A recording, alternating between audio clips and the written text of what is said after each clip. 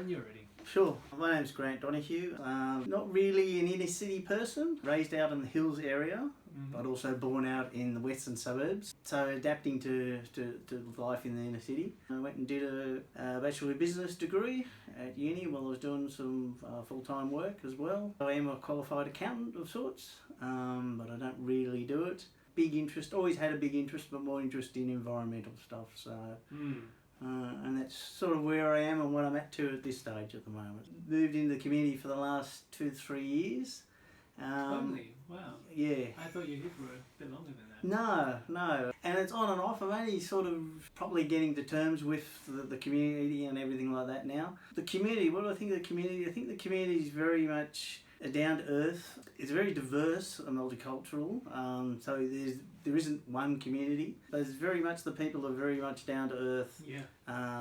Very honest. Like a lot of us, we've all got some issues that we need to deal with. So, and I'll admit to that as well, sort of thing. It's a community that actually needs a lot of assistance. What are some of the myths about Waterloo that you've heard? To be honest, I hadn't heard a lot about Waterloo, even when I got moved down here. I mean, I knew where it was near Redfern, and I suppose everyone has that myth about Redfern being the place that you don't want to go after dark. Basically, though, there might be a tiny smidgen in truth, and you might not want to go walking around flashing a lot of money and expensive cameras after hours in Redfern and Waterloo, but basically the people are just existing and trying to get on with their lives.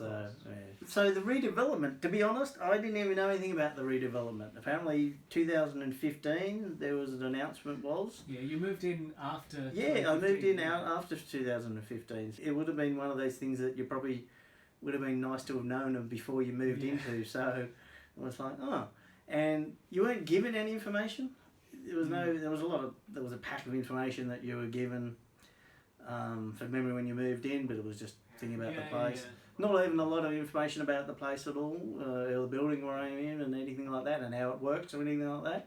So I'm still trying to find out bits and pieces about it, even now, so it sounds funny. But yeah, no, I don't know when I actually came to know about the development. I think it was probably only a couple of months down the path, and somehow I'd read or signed something about this thing, and so then I've gone through went to a couple of meetings to actually find out about it. From what I can gather and what I know about it, I think the redevelopment's been, truth is, it's been appalling. The way it's been handled, there's been complete lack of communication to people. Well, there was for the first couple of years. There was maybe a little what's called consultation, but not necessarily listening to what people wanted. What do you mean by that? Yeah, what I mean by that is, and it's a thing that government seems to do. It's almost like, not quite ticking the boxes, but it's almost like that. You know, we'll organise some meetings. Yeah, you can put down what you'd like. I mean, even the first year or two was a bit like that, and even I think about the second year that was involved, it was almost like, it was very nicely run. There was a whole series of like, well, these are your workshops for what we can do. If you'd like something to be in the new development, what would you like? Don't let yourself be held back by any expectations or anything. And even at the time I thought, well, there we go, none of this is going to take place, and it's just almost like a wish list that's just going to be to get people to get excited about it. And then basically I was fairly cynical from the whole time, and I was fairly right in being cynical about it, because up until the last year, the whole consultation process has just went really quiet. The whole thing of now running through the metro and running it through to the city, okay, yes, there is a congestion of the transport link, I can understand that, but then how you get out of the congestion of ripping up from, say, Waterloo onwards, out to the heavy rail gauge that works down to Bankstown and disadvantaging those people, why we're doing it? Let's put it bluntly, Barangaroo. The metro comes through, it services the whole need of Barangaroo, which is basically a casino for the Packers and the Crowns and everything else. Okay, yes, there's some advantages, but if you were smart about running the metro, you wouldn't actually run it and rip it up where you're going. You'd actually keep it down, in which they do have on the system, is actually running it down in the southeast coastlines down to La Perouse, but they're not doing that. So I think the injustice is that basically it's a way to get people who have been involved in the inner city have lived, and there are whole communities based in the inner city. That is now valuable. Wasn't valuable when people were moved in. Moving them out, and eventually going to move them out into the western suburbs or further out of field. It's not really what government should be doing. There's a few services which the government should basically be doing. Yeah. One of them is just basic transport and basic housing. And this whole rigmarole has been a greenwash, whitewash, PR spin. The purpose of the redevelopment is to create a diverse and inclusive community with 30% social housing, 70% private. Do you think that would result in improved social or community outcomes? Yeah, very, very nice. Very nice on the paper. Yep, you got it in one. You knew exactly what I'm going to say. Yeah, it's a spin. In an ideal world, once you've got everything else worked out, yeah, it would be. There is so many issues that need to be fixed just with the whole buildings which are there. That's what I said about earlier about the government fixing it. They should actually be providing those services. It should be the government's thing to actually look after the people who live here, and also try to get people to the essential services to actually be closer to the city. Not to the 70% are going to be getting the best spots if it even goes through, and if it was a 30-70, but that I don't think that'll be the case. I think they will just be moved out. People will be moved out. Yes, supposedly we get the option of moving back in. By the time they're drawing it out, which they are, a lot of people, and I think the government, maybe not directly, that's, a little bit silly to say that the government's directly making people, waiting for people to pass away. But the net result is, it's the same net result.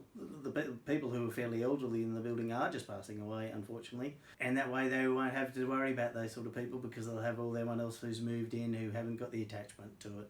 And I can't remember what it was like and everything like that, and the history. All of the things about the supposed outcomes, it's just not going to happen. You could do the issues to do with mental health. I know that all governments have been doing a better job, so I'll give a tick to them for that. But there's still a lot needs to be done, and a lot more could still be done with that. Antisocial, there's a lot that needs to be done around the area, but that commitment can be done without knocking down buildings. That doesn't build a community. That's housing. That's all it is. On that note, what are some of the missed opportunities in the process since the redevelopment is announced? This opportunity was how you even include people in the whole process. The fact that they were given information just before Christmas, literally a week before Christmas, to say that they were moving and everything like that. I mean, what a way to do a Christmas present. And that's been repeated on and on. Even now, the whole thing of even doing the metro, the release of the metro, I know that's not the Waterloo Estate development, but it is related to it. They've only just provided all the information again that's dropped down just before Christmas, and again it didn't give people a chance to absorb it and put it back and actually write it. So the opportunities missed is, to be honest, we didn't have the support or even the information given out to the community, and it never really has. And again, the consultation process was not a true consultation. They didn't listen to what people said. People said we wanted 100% housing. So they didn't actually from start, they didn't go out and say, do you want a redevelopment? They were told. And it's been like that the entire way through. The community has lent on the organisation's Counterpoint and Inner City Voice. They're just two examples, and there's a whole multitude of Red Watch and everything like that. But there's the community from the top up the bottom, where the ministers have been. Everyone's down on the bottom. People have been able to connect in a way to the people just above them. But that hasn't even gone to the level of the local area, and even anywhere further. When you do start writing, and I've written a couple of times, you still wait. You don't get that communication. It's hard to even to do with your local office. If you could speak to the minister responsible of the redevelopment right now, what would you say to him or her? I'd actually go, because I've actually never had a concrete answer to this question, which I've asked a couple of times, is, do the people who live at Waterloo actually want any redevelopment? Has that question actually even been asked to people? And giving them the time, not give them information, but give them time to go through and ask the questions back and answer their questions fully and correctly. And then once they've got an answer, give them a little bit of time to work out what they're doing. And then once they've given you the answer, then go and work with that. not the other way around. So a true community-led, seeing if there's even a need or a want to redevelop it before we can go through and doing it. What would you like to see out of this redevelopment?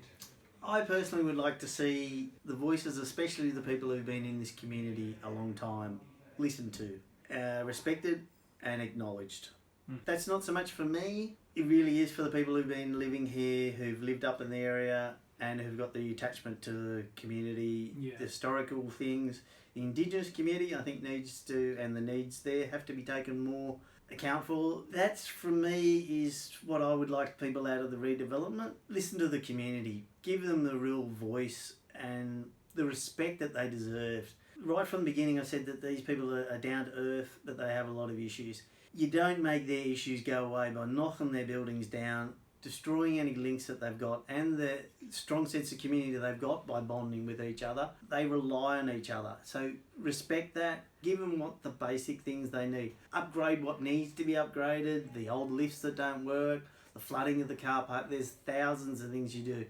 Do that because that's the government's responsibility. These people are hardworking. They don't want sympathy or pity.